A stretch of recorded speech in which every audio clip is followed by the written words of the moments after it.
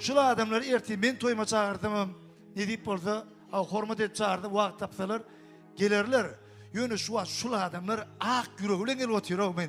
Şu zaten kadının dost, ak yürek bilen gelip oturuyorlar. Hemme seret gittik mi doğraçan?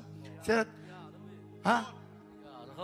Bilyen dost, bilyen hanımla. Şükrat için. Çabuk çalıp öğrettik dost. Yarağışım.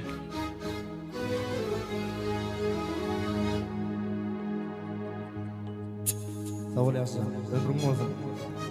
Ferhatcan yaşını ben oldum, göreceğim kov oldum. Anlacan çağırlarına, maşgalağına, dost yarlarına, doğan kardeşlerine, istiş yoldaşlarına kovanıp yaşa.